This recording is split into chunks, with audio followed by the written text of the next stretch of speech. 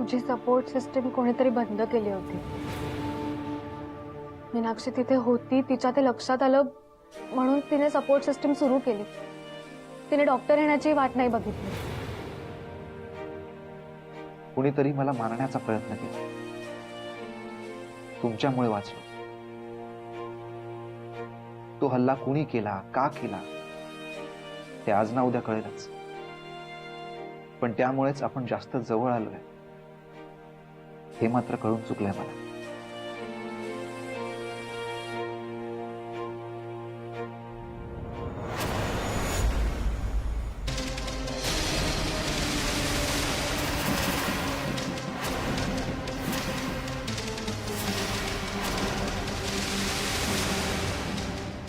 कोण आहे? कोण आहे तिकडे?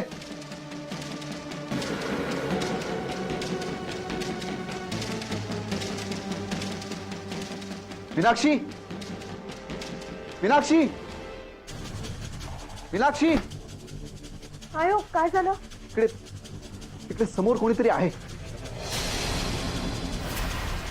अहो तिथे मला आता हालचाल दिसली, तिथे मी कोणाला तरी पाहिलंय। मी जाऊन बघतो।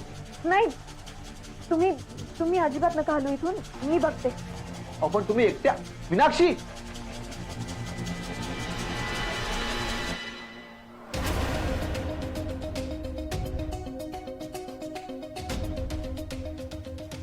कोणाला फोन लावता?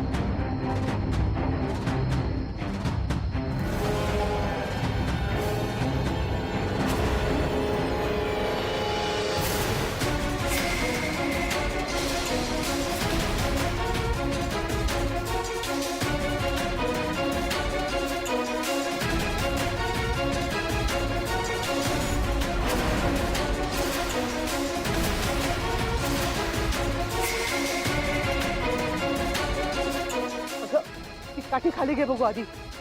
आधीच तुम्हाला धडधडतंय। पण तुम्ही इथे काय करताय? अगं आधीच्या रूमच्या बाहेर कोणीतरी दिसलं होतं मला, म्हणून बघायला आले होते। आणि तू कशाला आलीस इथे आता?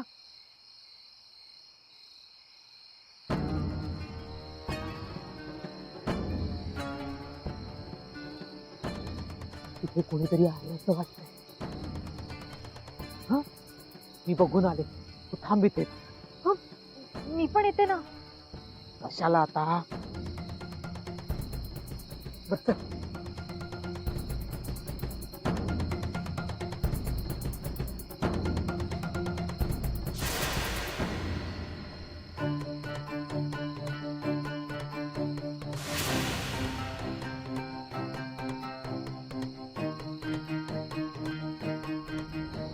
आत्याबाई, तुम्ही काय करता इथे?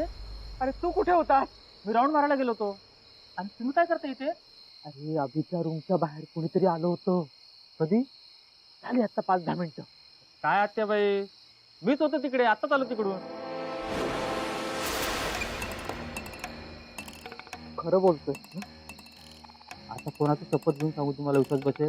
तुम्ही सांगेल त्याची शपथ घ्यायला तयार आहे.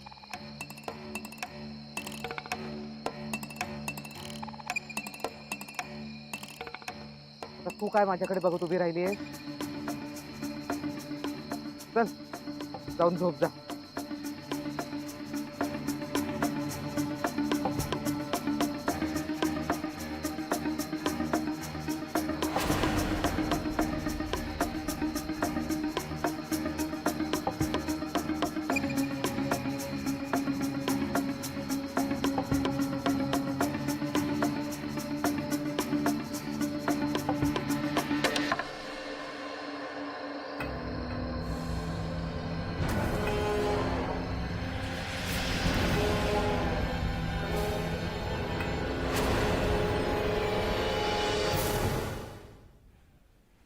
आई, मीनाक्षी कुठेच नाहीये. दादाला पण माहित नाहीये ती कुठे आहे. वंश पण त्यांच्या खोलीत नाहीयेत. अभि नक्की काय म्हणाला होता? आई, दादा म्हणत होता की त्याने संशयास्पदरित्या कोणाला तरी बाहेर फिरताना बघितलंय. ते त्यांच्या मागावर गेलेत की काय?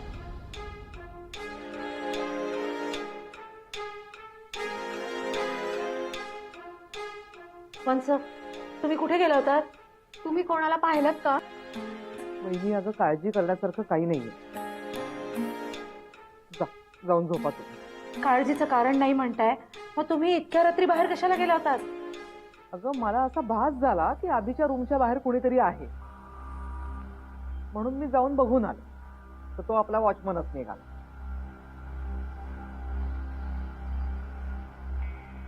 हे बघा, तुम्हाला भास झाला असं मी एखाद वेळेस मानेन, पण मग मीनाक्षी पण आली होती ना बाहेर, म्हणजे नक्कीच कोणीतरी आलं असणार. हो ना, दोघींना एकाच वेळी कसा भास होईल? अगं मी बाहेर पडताना तिला जाग आली ना, म्हणून ती सुद्धा माझ्या बरोबर आली. नाही वंश, तुम्ही अशा उगीच बाहेर जाणार नाही. नक्की कोणीतरी असणार तिथे. वहिनी अगं विश्वास ठेव माझ्यावर, खरंच कुणी नव्हतं. आणि तसं कुणी असतं तर मी गप्पा बसले असते का? हे बघ काय झालं ना, आधीच्या बाबतीमध्ये तो प्रसंग घडल्यापासून माझी ना झोपच उडाली बघ. ते म्हणतात ना, मनी बसे ते स्वप्ने दिसते, तसं काहीच झालंय माझं. आणि म्हणून खात्री पटावी स्वतःची स्वतःलाच, म्हणून मी जाऊन म्हटलं बघून यावं, बाकी काही नाही. तुम्ही नका काळजी करू, जा जाऊन झोपा बघू.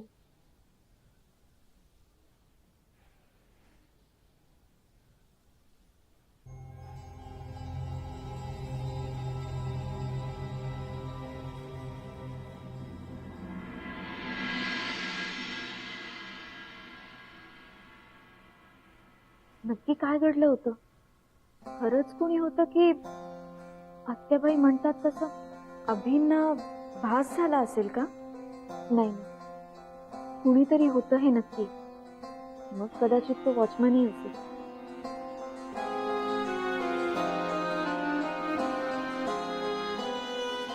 पण समजा कुणी असलं तरी मी काय एवढी अस्वस्थ होती? मी का एवढ्या रात्री बाहेर पडतीये?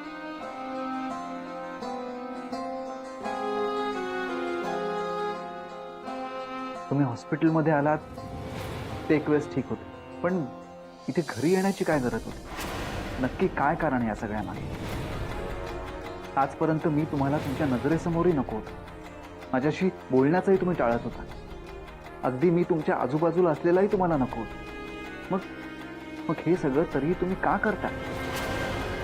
माझ्यासाठी एवढं सगळं करण्याची काहीच गरज नाही. आणि उपकाराची परतफेड म्हणून करत असाल तर खरंच थांबवा ह्यात.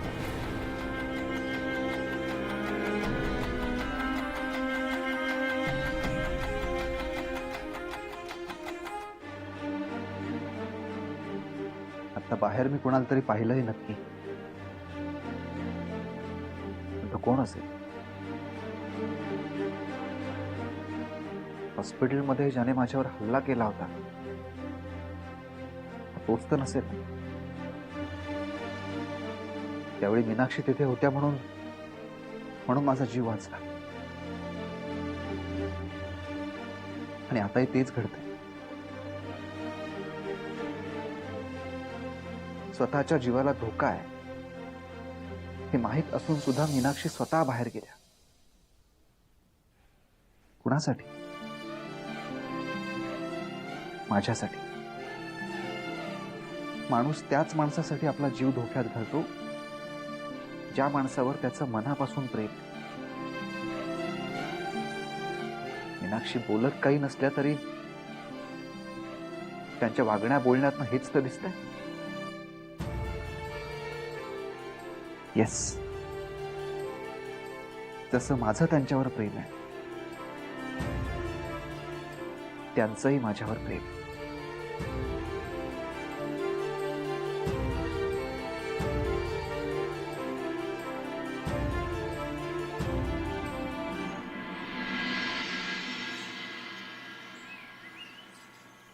मला हा सगळा प्रकारच हॉरिबल वाटतोय.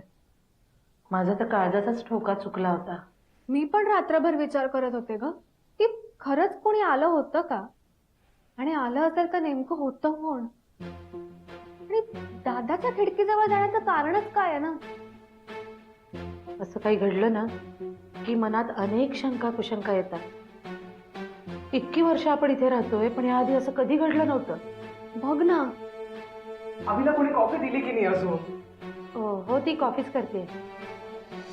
हो, तयार झाली की मी स्वतः घेऊन जाते. आणि काय ग, तुम्ही दोघी जणी आता काय बोलत होता?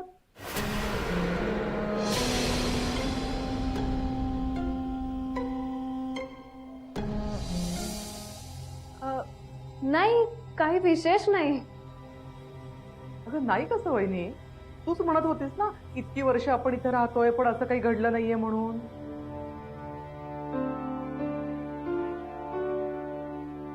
आत्याई, अगं काल रात्री जो काही प्रकार घडला त्याबद्दलच बोलत होतो आम्ही. अगं पण मी तुम्हाला कालच सांगितलं ना की आपल्याला वाटतंय तसं काही नाहीये म्हणून.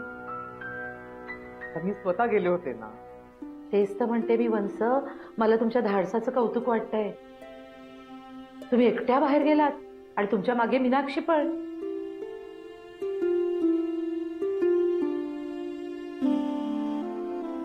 मीनाक्षी तर मला नवलच वाटतंय वंस.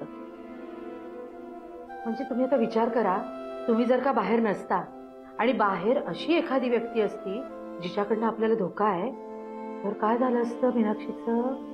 अगं पण वहिनी तसं काही झालं नाहीये ना.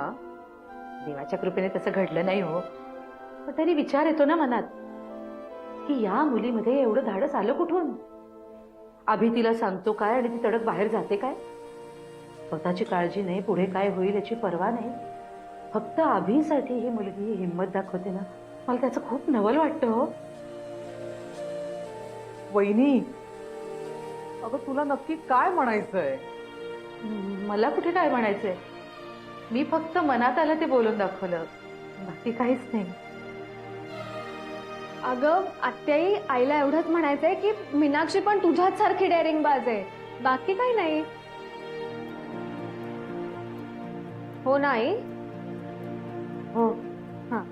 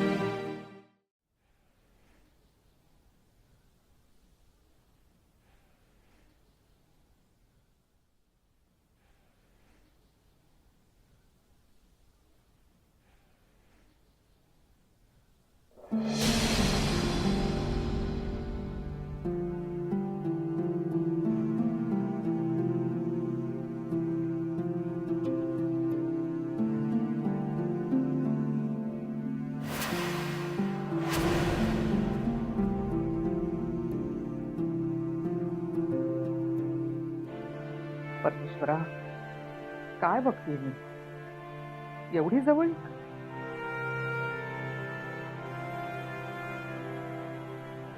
ही मीनाक्षी फक्त मुलगी नाही, ठिणगी आहे. अशी ठिणगी की कधीही पेट घेईल आणि बघता बघता तिचा वणवा होईल. आणि अभिला ते कळणारही नाही. आता मलाच काहीतरी करावं लागणार आहे. अगं, झालं की नाही तुझं अजून? हो, ड्रेसिंग झालं आणि आता औषधं पण दिली. तुमचं काही काम होतं का? माझं ठीक आहे. माझं कसलं आलंय काम? अगं, तूच म्हणत होतीस ना की तुला कपडे वाळत घालायचे तुझे म्हणून. जा ना वरती, मी बघते अभिकडे. बर.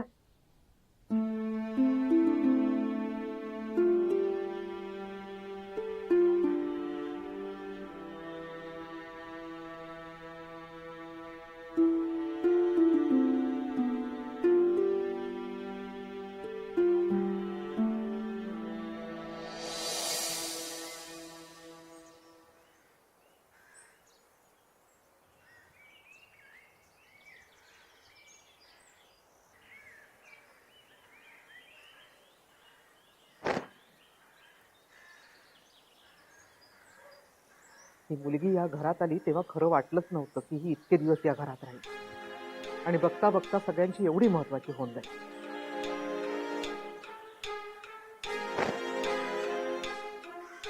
आता कुठेतरी हे सगळं थांबलं पाहिजे. नाही, आता हे मीच कुठेतरी थांबवलं पाहिजे.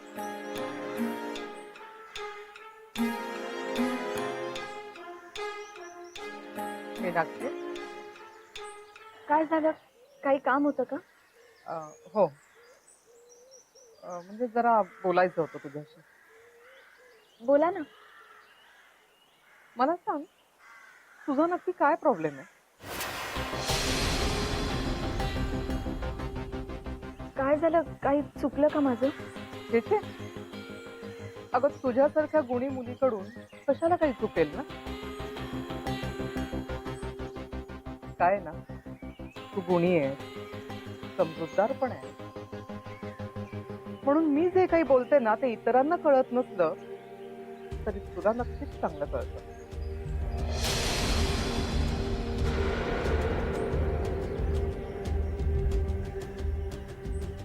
अशी गोंधळ नको जाऊ. काय ना, तू नेहमी दुसऱ्याची काळजी करते, त्यांच्या भल्याचा विचार करते, पण आता वेळ आली आहे की तुझ्या भल्याचा विचार करण्याची.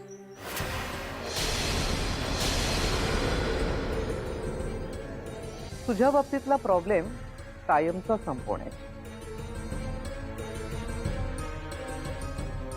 तुम्ही हे काय बोलताय मला खरंच कळत नाही. अगं, किती गोंधळतीयस? मी आहे ना, मी तुला सगळं समजावून सांगते. काय ना मीनाक्षी, याआधी मला तुझ्याबद्दल काय वाटत होतं हे तुलाही चांगलं माहितीये आणि मलाही चांगलं माहिती. पण आता मी फक्त तुझ्या भल्याचा विचार करणार आहे.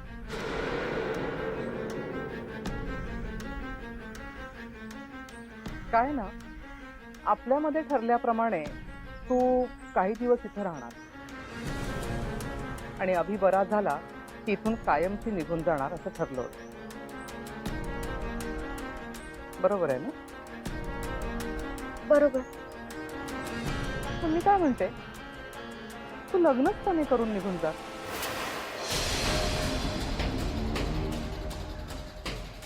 नाही म्हणजे आता असं कुठेतरी निघून जाण्यापेक्षा लग्न करून तुझ्या सासरीच का जात नाही?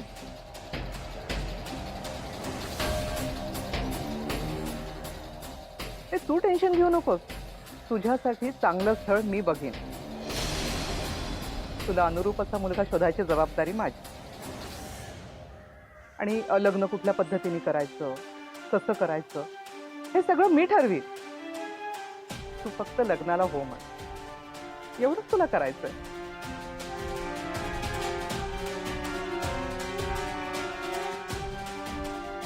म्हणजे असं घडलं ना की अभि तुझ्याकडे कधीच बघणार नाही आणि तुलाही आयुष्यामध्ये मागे वळून बघण्याची वेळ येणार नाही.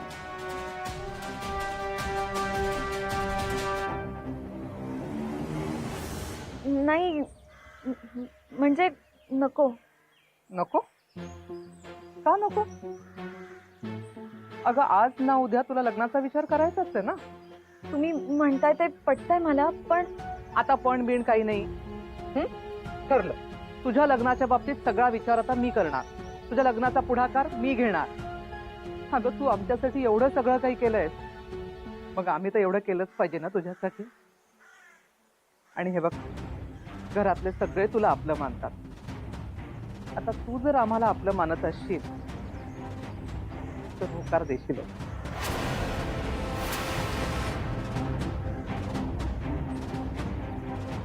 मग काय ठरलं तुझं?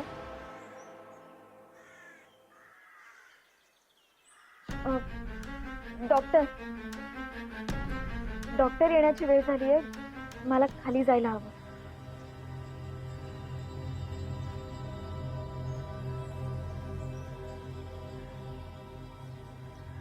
मला माहितीये मीनाक्षी, तू कितीही नाकारत असलीस तरी तुझ्याही मनात तेच आहे जे अभिच्या मनात आहे. तुझ्या डोळ्यात वाचलंय मी ते.